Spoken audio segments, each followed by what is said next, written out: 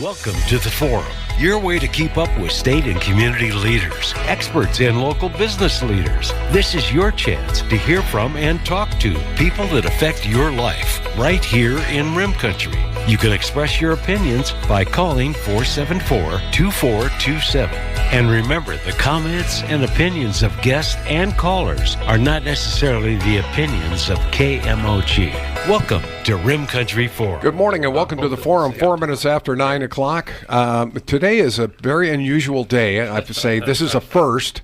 And we'll figure that out as we go along. I want to thank our sponsors before we begin, the Dana Law Group, Banner Medical Center, Pinnacle Propane, Realty Executives Arizona Territory, and the Owens Law Firm, and remind you that the broadcast this morning is being paid for by the Gila County Republican Party.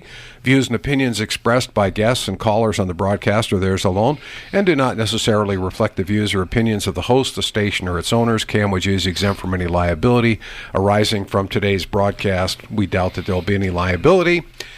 But we have to read that because otherwise the fact checkers are out there and they'll be all over us on that.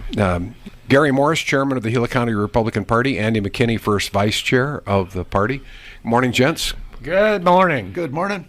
Yeah, and you've brought a really unusual guest with you this morning. He actually stayed at my house last night. So what do we think about that? Our guest this morning is my son. Kyle Seraphin, who has a story to tell, and not everybody is really ready or willing or able to hear the story, but it's an interesting story for sure, and you guys made the decision to bring him on here, so why don't you go ahead and finish up a little bit of the introduction, if you will. All righty. Want to welcome Kyle Seraphin today. We're going to be talking about his experience with the FBI. The FBI has become, I think, a woke and corrupted agency, and we'll have FBI agent and whistleblower and descendant. Kyle Seraphin will be our special guest today. All right, I'll welcome you, Kyle. Good morning and welcome to the Forum. Hey, thanks, Dad. Thanks for having me on. Yeah. Well, it's these guys, so it was their idea. So, Indeed. So let's go back and start at the beginning.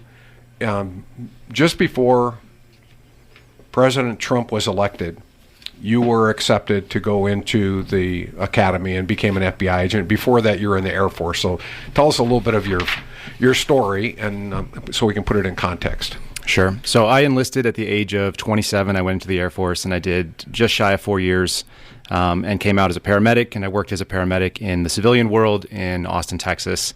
And during that time, I applied to be an FBI agent and kind of forgot about it. And then I got an offer in the summer of 2016. So with very short notice, and I mean like 2-3 days turnaround, I took a long drive over from Texas to Virginia, and I went to the FBI Academy at Quantico. And I was there until November, so just after the election, graduated in November, and was assigned to the Washington field office for 5 years. And then did a year in New Mexico, got myself into a little bit of hot water, I think for the right reasons. And at this point, I am an indefinitely suspended or permanently suspended FBI agent. The FBI considers me an employee, but they haven't paid me for 8 or 9 months this year, so it's kind of difficult to agree with that position. But you're suspended, not performance-related. That extra clause goes along with that.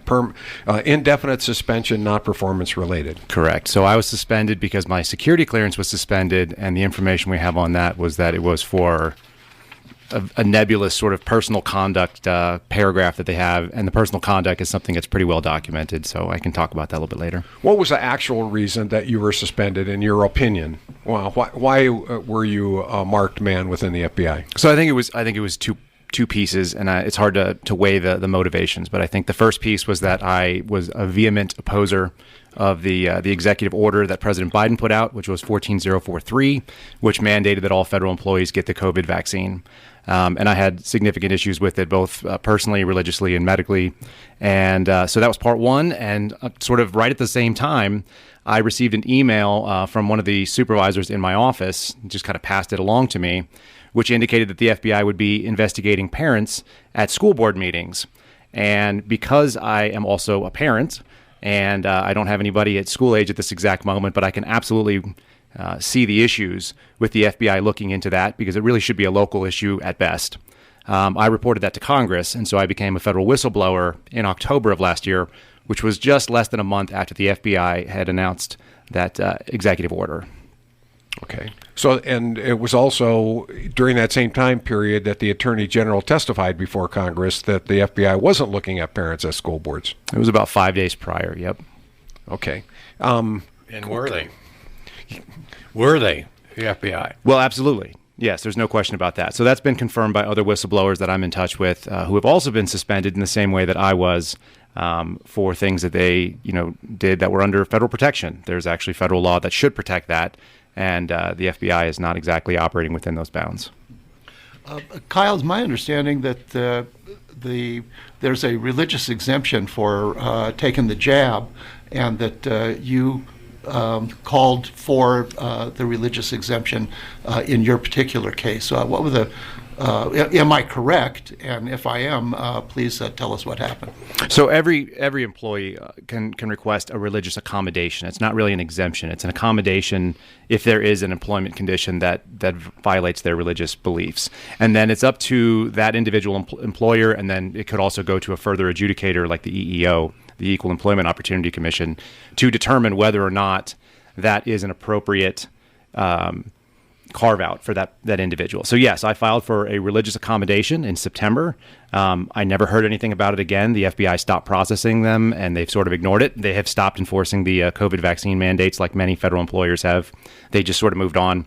And I was a member of a number of lawsuits that sued to make that happen. We funded the injunction that happened out of Galveston, the Southern District of Texas, and then also I'm in another lawsuit as well in the Middle District of Florida. But the FBI just kind of left that alone. And then the second thing is the FBI wanted everybody to test for COVID with or without symptoms, mostly without, every 72 hours, which seemed absurd to me, both as I've been a nationally registered paramedic for about a decade and change now.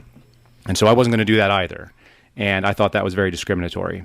And, my religious beliefs don't involve discriminating against anybody. And so I filed for that on December 15th, and that was promptly denied moments later. Actually, I think I applied on the 9th, and the 15th they denied it 6 days later. But like I said, I've never heard anything again about the vaccine mandate. So it's just it's a messy situation at best, I would say. So you had a conversation with your supervisor when you were in New Mexico, and he asked you if you were a whistleblower. He did, yes. And you answered? I answered yes. One of the easiest ways to get fired as an FBI employee is what we call lack of candor, and that's just not being honest, whether it's a direct question being asked. So even though it was my impression that was not an appropriate question for an FBI supervisor to ask, I believe there's federal requirements that keep them from doing so. Yeah, he asked me, and he sort of assumed the positive, like, you're a whistleblower, aren't you? And the answer is, of course, yes. Why he knew that is that's one of the contentious things that we've alleged in some of the lawsuits I've been involved in. And then what's the time frame from that moment till the time that your security clearance was pulled and you were suspended? So that happened in November of 2021, and my security clearance was officially pulled on April 28th of 2022. So there was a little bit of time in between there. There was plenty of time for discussions, and there was a lot of backstories, and I have some friends that had some inside information about my situation being discussed by headquarters legal and put out to the field offices to try to figure out what in the heck to do with somebody who was being such a pain in the butt to the FBI. And Kyle, you've already confirmed that the FBI and DOJ did target school parents as domestic terrorists. They also use a term called external action target. Can you explain what that is and how it's implemented? I'm not familiar with the term external action target specifically, but what I can kind of clarify is what the FBI did. So we take complaints all over the country, And we take them in through email format, and they can go in through a website, and then they can also come in through a phone system, and that's run out of West Virginia. And so there's all manner of crazy calls that come into the FBI, as you can imagine. Like every police department, the Secret Service gets them as well. Anybody that's in law enforcement gets just wild allegations that, the government is trying to put a chip in my head. There are satellites overhead that are watching me at all times.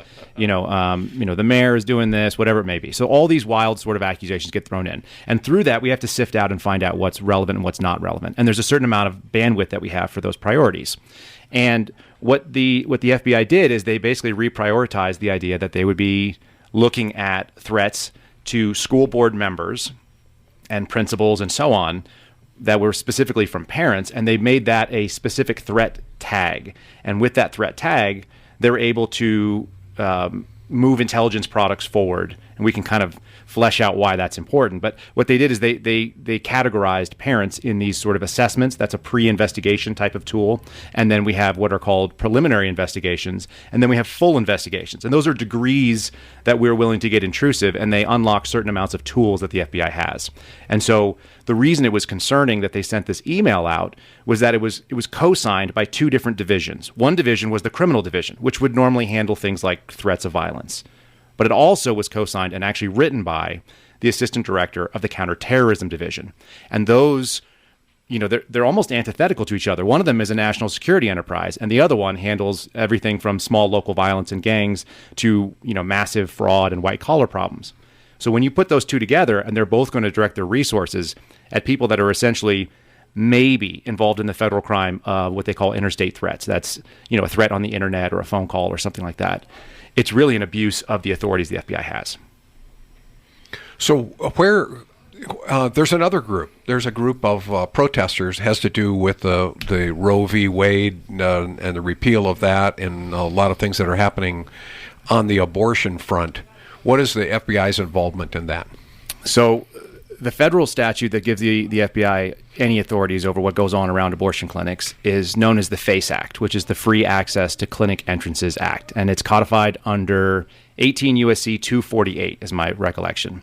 And the FACE Act has two parts to it. Part one is that it protects people's ability to walk into an abortion clinic or reproductive health facility and go on and get that treatment. Which we probably have some additional thoughts on that. And the second piece of it is that actually it prohibits people on a federal level from engaging in violence or coercion or any threats to people who want to enter a religious worship facility, whether that be a synagogue, a mosque, or a church. And so what we saw was, and I know a lot of people that are probably listening saw this as well, the FBI enforced one side of that, and that becomes a very politically radioactive topic. If you're only interested in going after abortion protesters, people who are out praying in front of abortion clinics and doing hymns and things like that, and we saw a rash of arrests in that category. But we also saw people interrupting services of Mass in San Francisco. And this all happened in the last year. And so if they're not going to go and enforce both sides of it, it looks like a very political, partisan, one-sided enforcement. And I had a little bit more insight into that when I was in Albuquerque, because I saw that they actually prioritized enforcement of this act, this FACE Act, as like the number 3. It might be the number 4. I might be a little bit off. But it's the number 3 or number 4 national security priority. And we tasked agents out of my office in Las Cruces, New Mexico, to go down and interview women who were praying outside of an abortion clinic with no allegations of violence. And that's very troubling to me, both as a Catholic, but also just as a federal agent, that it just looks terrible. Like, even if there is no other reason, the optics are awful. So there were a group of women that were praying outside an abortion clinic. They were not blocking access. They were praying. Correct. And they were interviewed? They were interviewed, yep. And they had an ultrasound trailer. I'm sure there was a lot of money that was raised so that they could perform ultrasounds and try to talk women out of getting abortions down there, which is perfectly within their right. But they weren't stopping anybody from accessing the clinic. And they were interviewed. Now, mind you, as far as I know, that's not, the FBI can interview anyone. If you agree to talk to them, then they'll talk to you. That's the way it works. But the focus, when there's a finite number of hours in the day, and we have hundreds of miles of Mexican border there, it seems like there's probably some bigger issues in the national security realm around Las Cruces, New Mexico.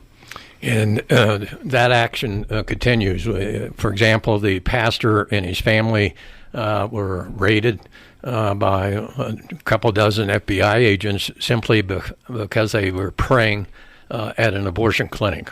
So how often does that occur, do you think? Well, that's a new thing, as you know. It's not something we've seen in the past, and so the gentleman there's a number of people that had search warrants and arrest warrants that were served in the last, let's call it 6 months. And they all seem to be fathers of many, children. And we had a woman that was an 87-year-old Holocaust survivor that was wrapped up in this.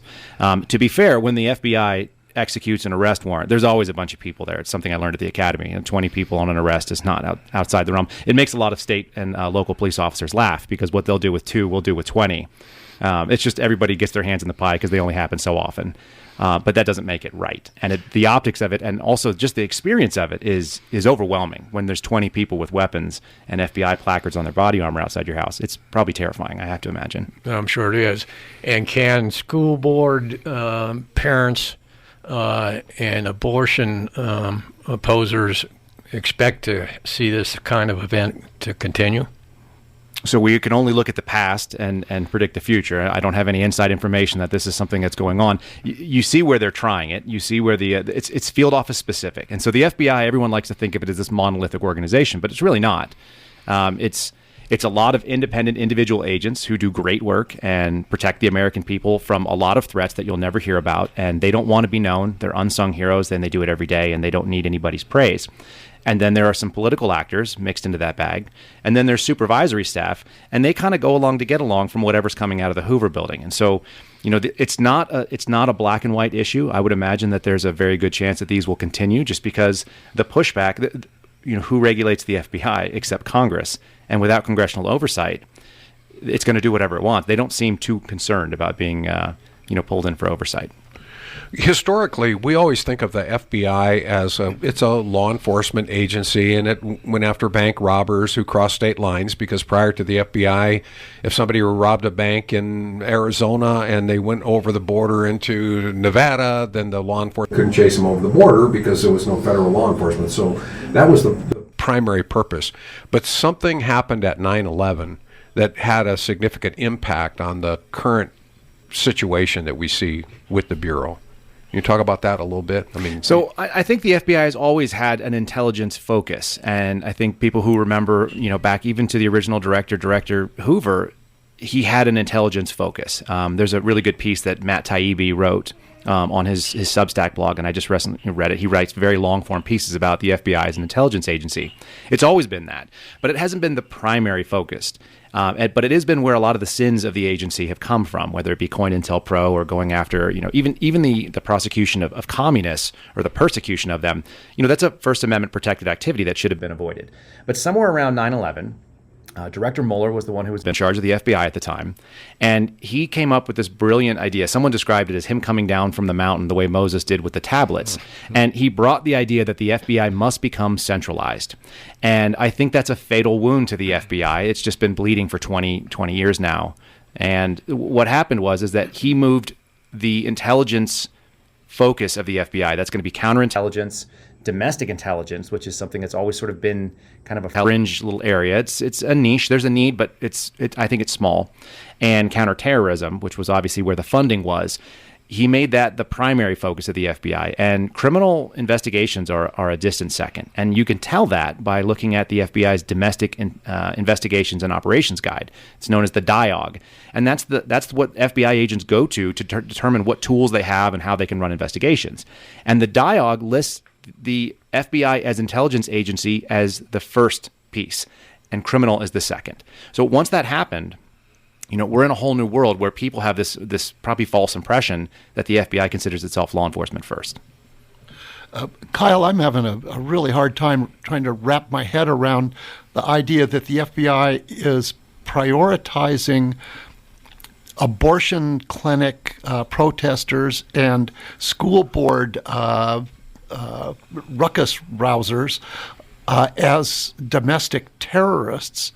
It seems to me if they're dealing with people at a school board, they're not out there looking for people that are trying to set up the next 9/11. Am I just off the rails and don't understand properly what's going on? No, I think you understand it. I think the issue is that we're talking about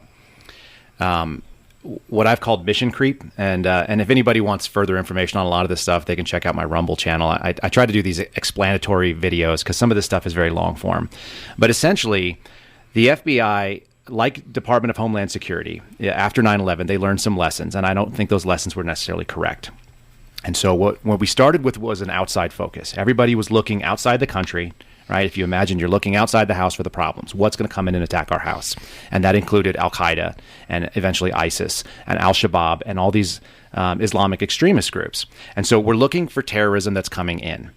And there's a natural bridge that happens when you start having what we called homegrown violent extremists. HVEs was the acronym. And homegrown violent extremists are domestically raised people who are from America and grew up here, but are inspired by those ideologies that are outside.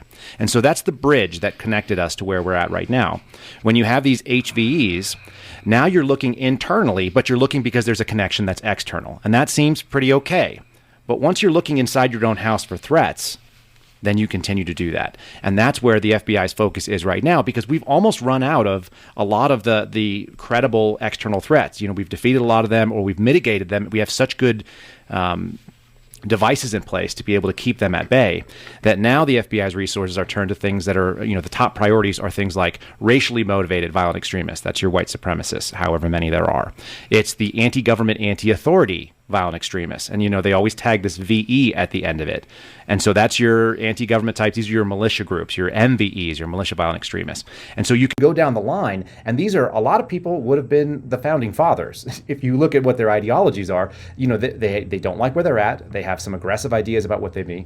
If they turn to violence, those are obviously crimes, some of them federal, some of them not. But that's the bridge. The bridge was looking domestically for issues. And then once you're there, you just continue to look for all of them. So anti-abortion violent extremists is a category. However many of them there are, most of them I think we would agree are pretty peaceful. But there have been fire bombings in my lifetime of abortion clinics. They've happened, they're 20, 30 years ago that I recall. But that's what they went doing. And that's how they got there. One of the things that is I think shocking to a lot of people outside this discussion is that the federal government, through its law enforcement agency, the FBI, has opened files on individuals. And if a file is opened on you, they don't come and necessarily knock on your door and say, oh, by the way, we're opening a file on you because you're being investigated, because it's secretive, because that's the nature of the business. So we have a lot of files on people who are praying outside an abortion clinic. They get, if they go to interview them, they have to open up they put their name in the database somewhere, and yet those files, they're not easily closed. There are a lot of open files. We're not sure how many. And what's your experience with that? I mean, that's kind of the boogeyman for a lot of us. It's like, oh my goodness, I'm being monitored. This program was taken down off a social media platform because of something I said. I said, I think making kids wear masks is really stupid, and I still feel that way. But the censors picked up, whether it was through some algorithm that recognized a word or whatever, and took it down, and so that other people wouldn't hear that medical misinformation. So there's all kinds of things going on with files. Can you talk about the data collection and how that impacts our representative republic? Well, the way that it works is that there's two sides to the FBI coin, as we just kind of talked about. There's a law enforcement side that's known as criminal work, and then there's a national security side, and that includes counterintelligence, and it includes the counterterrorism people. And you have to look at it in a graphical or a visual way. Criminal work is linear. There's an allegation or information that a crime has occurred. And once that occurs, or we have an allegation that a person committed said crime, we go and gather evidence on it. And so that's a straight line. We move from one to the other. There's an event or an ongoing action. There's someone who's involved in it. We gather the evidence of it, whether it be their, who they're associating with, and their phone records and their bank records and all this kind of thing. If there's video of it, so on. And then that moves to an assistant U.S. attorney who's a federal prosecutor, known as AUSAs, and that person engages either in a agreement to prosecute, or they decline it. That happens all the time, actually. Declinations are very common if they don't meet the threshold. I think I said something to Gary that made him shocked. I said, maybe a $1 million fraud case may not be big enough in some jurisdictions to be able to accept, because they're only dealing with $5 million fraud cases. And so that's very linear, and it goes to prosecution, and it kind of has one of three outcomes. There's a plea deal where the person pleads guilty because the evidence is overwhelming, and that happens a lot. There is a trial where the person is found guilty, and that happens sometimes as well. Or they are found not guilty and acquitted, and that's fairly rare because the AUSAs are pretty selective about which ones they do. If the evidence isn't there, they won't bring the case. But that's kind of it. There's an appeals process that goes afterwards. But for the FBI's purposes, that's the end of it. It's a straight line. The intelligence process is circular. And if you think about a circle, there's no beginning and there's no end. You just drop into it at some point, and then it just continues. It goes around in this cycle. And so once the allegation happens that you are involved in fill in the blank, unsavory activity, then it's going to keep going around in circles. They're going to collect information on it. And let's say we close you out. Charlie Seraphin is no longer a threat because of his misinformation. He is no longer being collected upon. It may have spun off all of your associates that you were talking to. And so we may have spins on those. And even if we close that file, we're no longer actively collecting on it. It's still going to be in the database forever. That's the nature of it. It has to sit there forever. We don't throw those records out.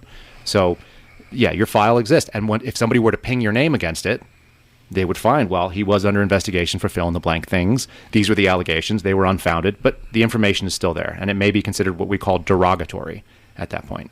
And he hung out with Gary and Andy a couple times a month, and so they possibly could have their files in that same database, and we're all in it together, guys. Yeah. Or our files are pinging you because you're associated with us. Maybe that's why they took it down, that program, just because of the Republican Hour. Right. It's 9:30 here at KMOG. You're listening to The Forum, and our guest today is Kyle Seraphin, who is my son, and he is an FBI whistleblower. And Andy and Gary are here as well, and we're going to take some more questions. We're going to talk about some business and gun raffles and other fun things like that, too. But I want to take a break for some business and open the phones. If you have a question, something you've heard that's a little bit confusing, 474-2427. We welcome your calls right now. Getting a good night's sleep, struggle to fall asleep, or stay asleep. A good night's sleep is vital to overall health and well-being, and yet approximately 22 million Americans suffer from a disorder known as sleep apnea, which can greatly can tell that this isn't your first radio interview. You're very, very comfortable doing this.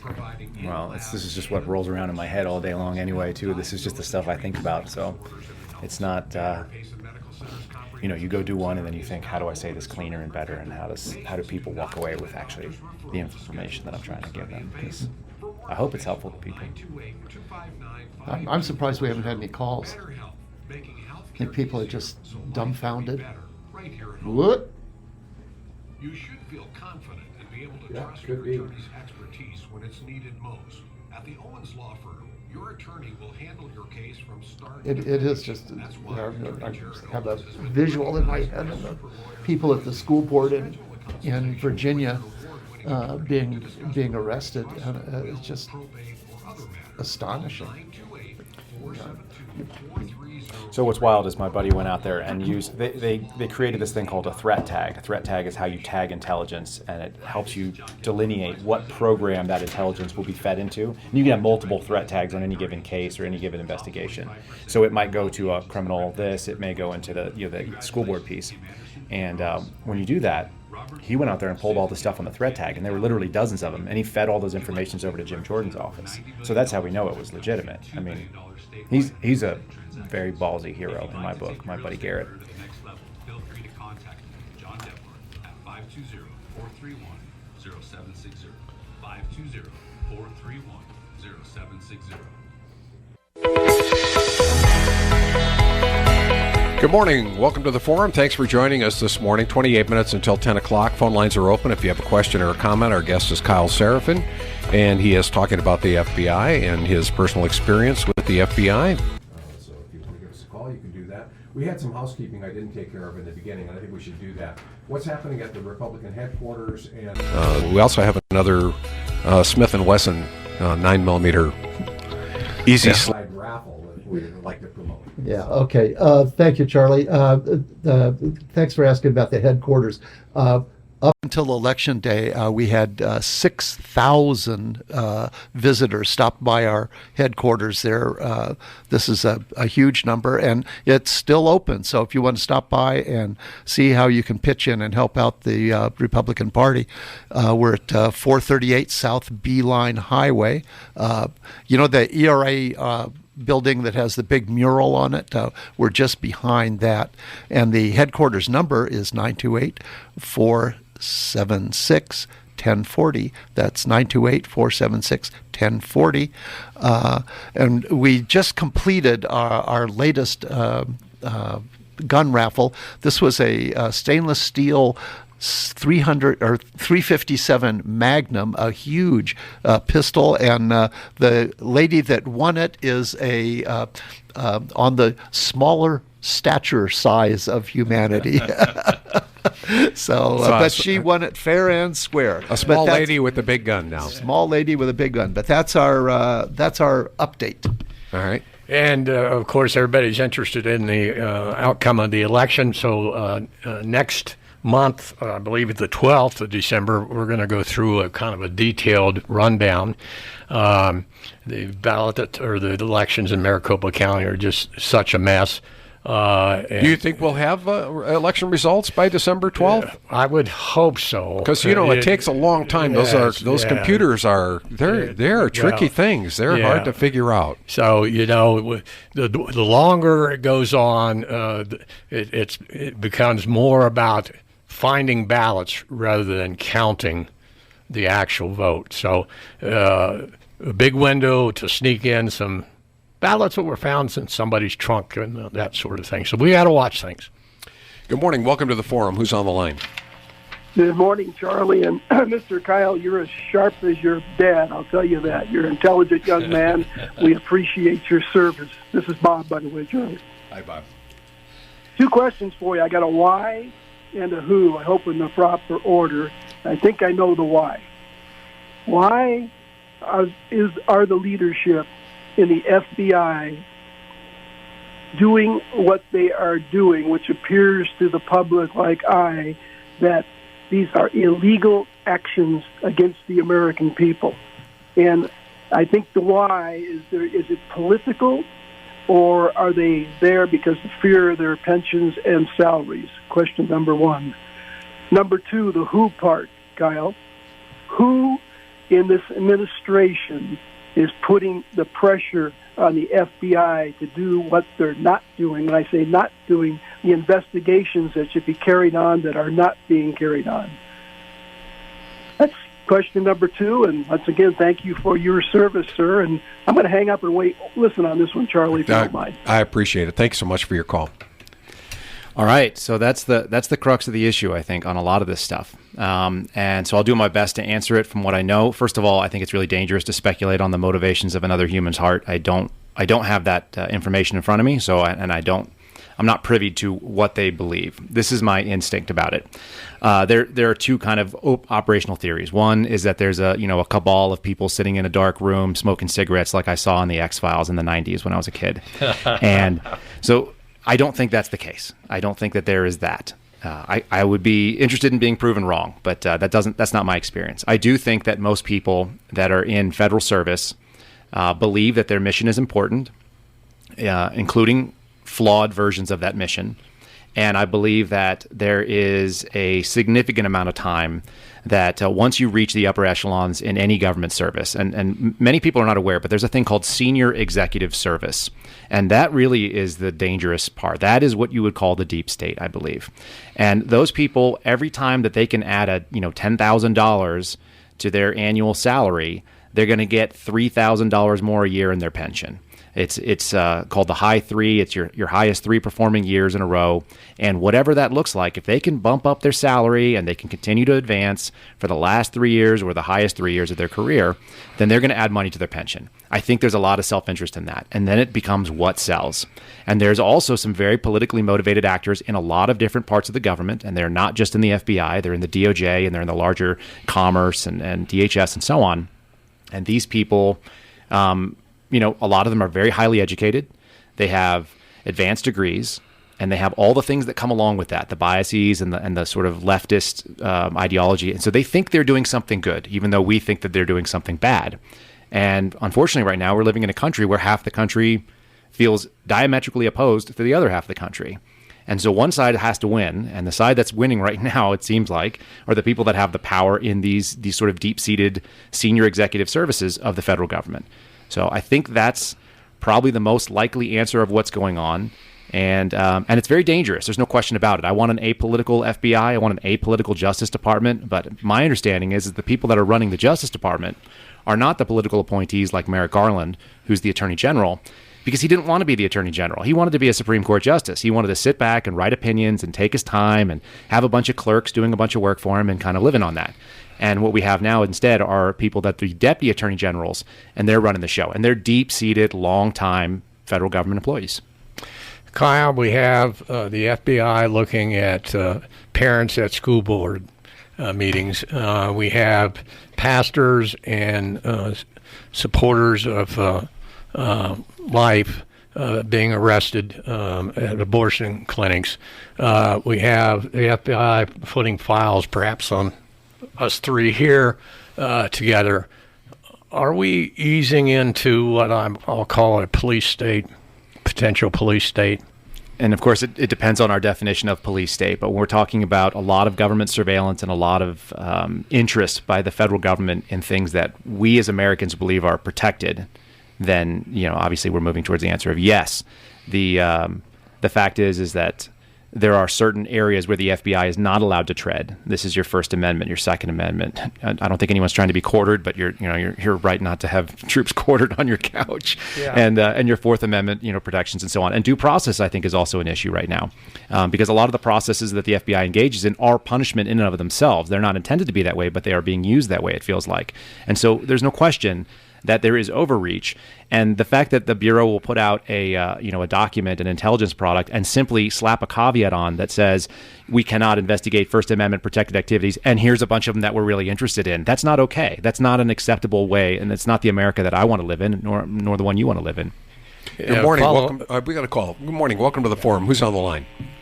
Hi, this is Jenny. Hi, Jenny. Hey, I'm just curious as to why they are wasting their time on investigating the Americans, and why are they not doing something about stopping the drugs and the people coming across the border?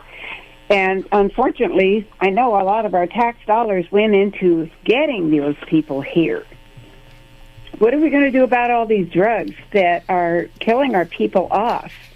I mean, it seems to me that they're investigating things that has nothing to, in my point of view, it's immaterial compared to what's happening to our country. We have a president who vowed to protect us, and he's not doing it. He opened the border, and he wants them to come in here and destroy our way of life. I don't appreciate that. If they want war, I'm ready. Let's bring it on. I love it. Jenny, so I tend to agree with some of what you're saying, and it's important to put it, I'm trying to be fair at all times, because I have a lot of friends that still work in the FBI and do good work. And so are there agents right now that are spending every single day and many hours longer than most people working? I mean, I have friends that work 15, 16, 18-hour days, and sometimes they do it for 10 or 15 days in a row without even seeing their families.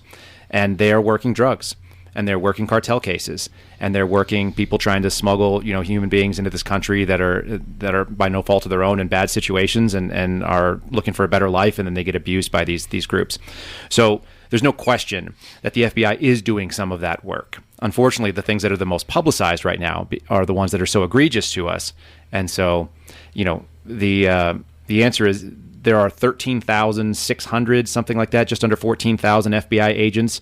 About 20% of them are probably doing legitimately great criminal work. That's not enough, I think. There's a lot of bureaucratic rot and a waste. But, it's not that there aren't people out there. There's a lot of people that believe in their oath, and they're doing the things that are good, and you would be really proud to know that they're doing. You're never going to hear about them because they don't cause outrage. But I also think that there's not enough people being able to do that work. They're being prevented. So I tend to agree with what you're saying as well. Appreciate your call. Thank you, Jenny. 18 minutes now until 10 o'clock. Kyle, one of the things that people are not aware of, which I think is really important, and you've just kind of touched on it, there are a lot of really good agents that are working within the FBI, and it kind of goes back to the call that we had earlier, and the question is like, what's the motivation? You can't read the motivation, but you also know that there are some good agents who are being asked to do some bad things, some things that have just really terrible optics about them. And you tell the story, which I thought was really revealing, of FBI agents have to spend a day at the Holocaust Museum. Talk about that and the connection to what's going on now. It's very good. Yep.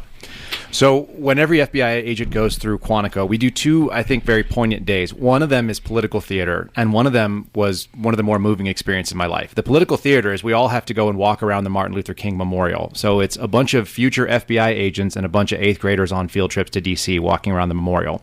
And that's penance for what the FBI did to Martin Luther King Jr. and that they wrote letters saying, that he should kill himself because they were going to expose him for being an adulterer and a lot of the things that went wrong. So we know that was wrong. But the piece that was more poignant, and I've had conversations with dozens of agents that had this same experience, is we walk through the Holocaust Museum and there's a very specialized program. It's interesting because it's also it's sort of co-hosted by the Anti-Defamation League, the famous pro-Jewish movement to try to keep things like that from happening.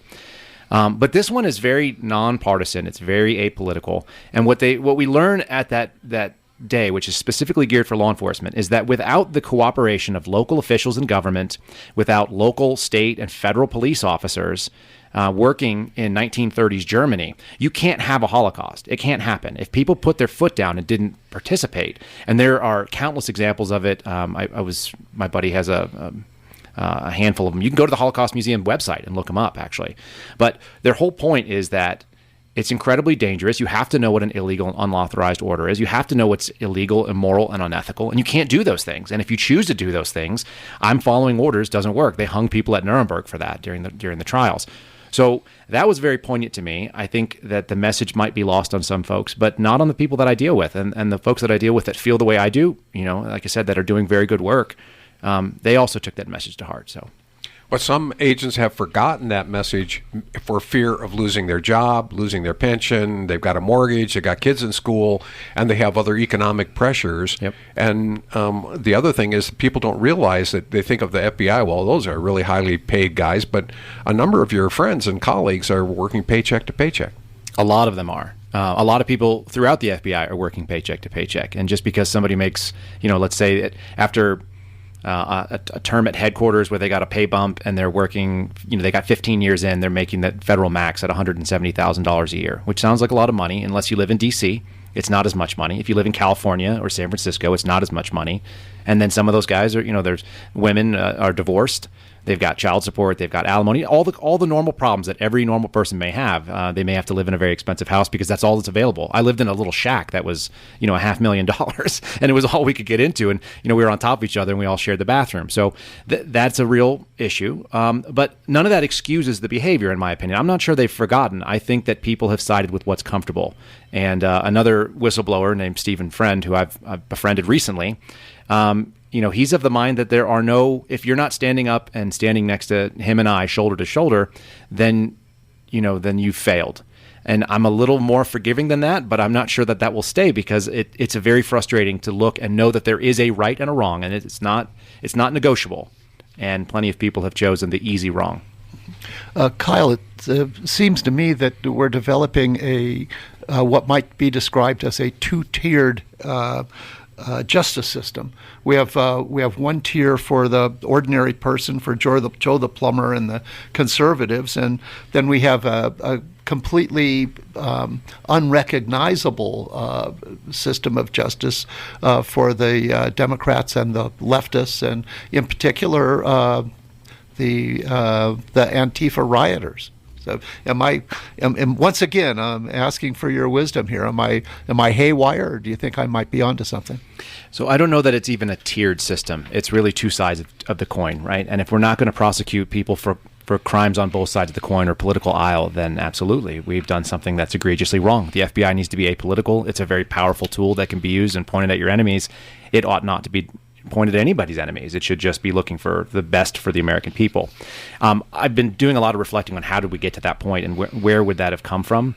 And we recruit differently than we used to, from my understanding of it. And I've talked to agents that have 25 plus years and people that have retired and had 30 years in the Bureau. And there's a lot of great people that are former FBI agents, retired FBI agents. And I had the advantage of speaking to a bunch of them. I think because of the educational requirements that we've put on. It used to be that a bachelor's degree was good enough, but now you need a master's a lot of times. That's what I was told. When I went in and applied, they didn't understand veterans preference in the office I went to in New Haven, Connecticut. And the woman said, congratulations, you're competitive, but you're not most competitive in our application process. So unless you get a master's degree in the next few weeks, don't expect a call back from us.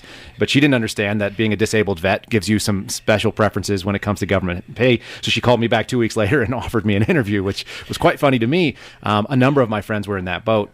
But a lot of people have advanced degrees. They have a law degree, no further experience. And so once again, it's that group of people that have gone through grad school and they have all sort of the educational biases that come along that grad school. And we continue to hire more and more of those. The FBI of the 50s and 60s and 70s and 80s, former Vietnam vets, former Korea vets, former World War II vets, men and women that stood up and served their country in a very aggressive way, had a very, tangible experience of what that oath meant and saw friends die for it. And then they went in and served the federal government very honorably. And I think that's where we've moved on from that. And we've moved on like so many other industries in this country. Good morning. Welcome to the forum. Who's on the line? Good morning. This is Inga. Thank you so much. This is probably the most interesting show I've ever listened to. My question is this, Kyle, and thank you so much for being on the air. Like the gentleman said, you are as interesting or more interesting as your father. So my question is this: who and why determines to raid places like Mar-a-Lago when all past presidents have boxes of files for their so-called libraries? And then they took Mike Lindell's cell phone. As a domestic terrorist, what did he threaten? Yet they do not investigate Hillary's destruction of her files, her processors, her cell phones. Who makes that determination? She is more of a threat to the country than Mike Lindell. That confuses me. I hope you can shed some light onto that subject. So the answer is it's sort of complicated, and there are individual agents that pick up cases, and they have an allegation or information that there's a federal crime occurring, and then they go and they open that case and investigate it. In the FBI, if you're an agent and you want to open a case, you have to have it approved by a supervisor. If it's someone like the president or former president of the United States, that's going to go through an incredible approval process called the Sensitive Investigative Matter Process, or SIM. And SIMs include public figures, former public figures, people that are involved, political officers and religious and academics and the news media specifically. So all these processes have to be approved, and they have to go further and further up the chain. I have to imagine that somebody very high up in the FBI had to approve doing the enforcement action that happened at Mar-a-Lago. And like you, I'm appalled by it. So we're on the same page there. I know a lot of people that are appalled by it.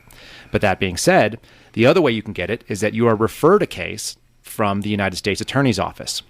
And we have to remember that all the United States attorneys are politically appointed every year, or every 4 years by a president, and those people serve at the will of the president. They can be fired at any moment, and the people that work under them are working under the policies of any individual United States attorney. And there's many districts in the United States. Some states have several, some states only have one. And then if the U.S. Attorney's Office brings you a case, if you want to get your cases opened and prosecuted in the future, you best consider taking that case. And so it is a complicated process. I don't know specifically who approved those things, whether it was somebody, I have to assume it was someone like a deputy attorney general, and maybe some higher, members of the FBI who were in the 7th floor of the Hoover building that pushed that forward.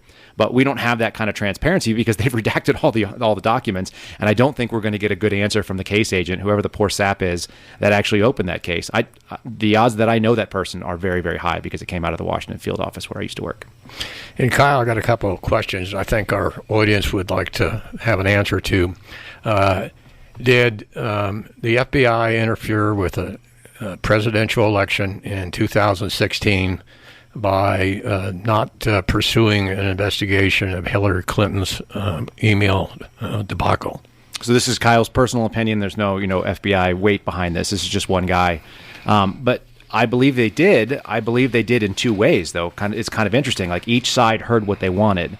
The people who were conservative saw that the FBI was not going to go after something that would have landed me in jail. If I had done what she did, I'd be in jail. There's no doubt about it. If I had taken those things home or set up my email to route from FBI to my home. The problem is the people that got, the people that were on the other side of the aisle heard what they wanted to hear, which is that there's not enough information and no reasonable prosecutor would prosecute her. So I don't know how much it swayed it. I think that was an interference, but it might have worked. It might have cut evenly across the aisle. I think people that believed one thing continued to believe that, and people who believed the other did the same. Second question, did the FBI interfere with the presidential election in 2020 by going to the media and pressuring them to withhold the Hunter Biden laptop issue? I think that's more clear-cut. So yes, again there. And the pressure that went on there, and we're finding out more and more of it. There's a man named Elvis Chan, who's an assistant special agent in charge in San Francisco, that runs the social media liaison work for the FBI. I found out that the FBI, when they do national security work, they have a thing called the FBI way, which is what we all do, and they have the San Francisco way if they're going to deal with big tech. It's actually two tiers, and they only want to serve process to the big tech companies the way that Elvis Chan has helped set this up. And there may be other. He's just the most famous that I'm aware of. So absolutely yes. I mean, I sat in my supervisor's office in April of this year, or maybe it was March of this year, and had a conversation about Hunter Biden's laptop, and two agents walked in, and they didn't know what we were talking about because they'd never heard of it. So, the crushing campaign that was overwhelming on a big chunk of Americans that don't pay attention widely, absolutely, yeah, that would have changed, I think, the results. And many people who've been polled have said that they would have voted differently had they known about the connections that happened from his laptop. And another question, I think everybody is looking at the FBI that needs restructuring.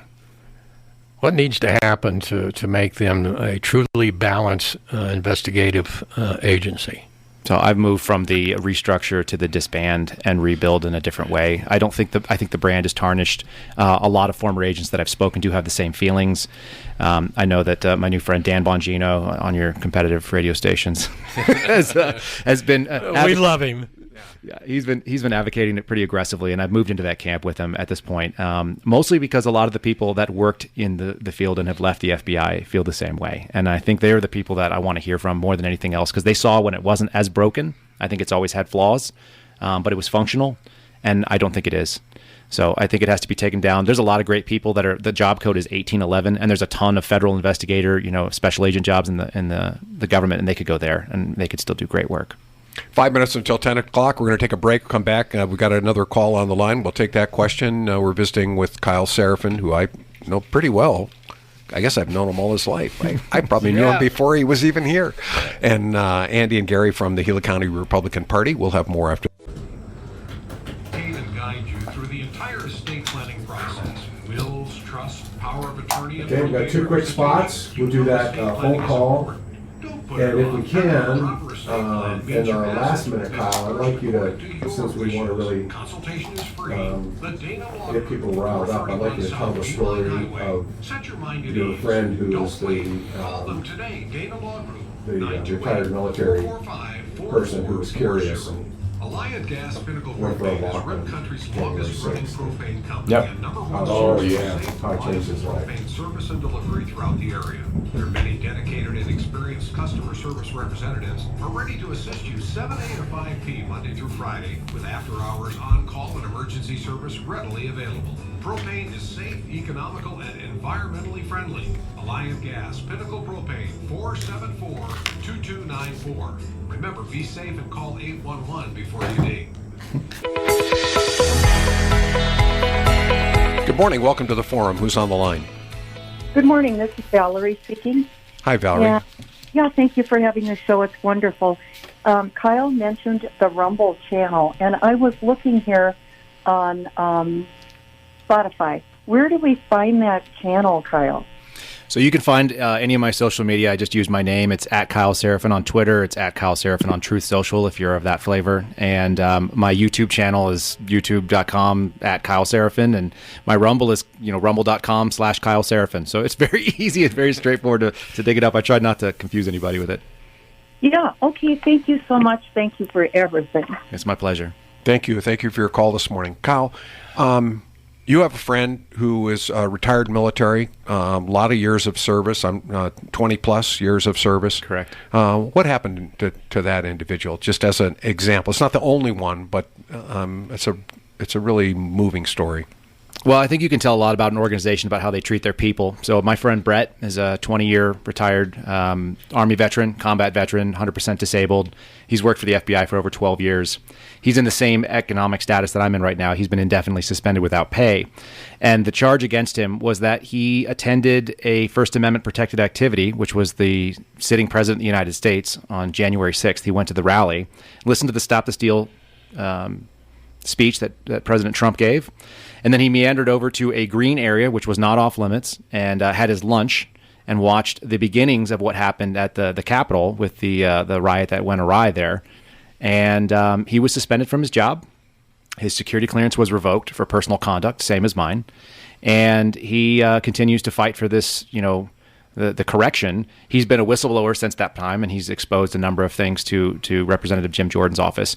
And so, and he's one of two guys that I know in the same situation. He was a supervisor. He was a GS 14 for those people who know what the government pay scale is. It goes up to 15. So he was right at the top of his job, and he'd been working for the Bureau for over a decade.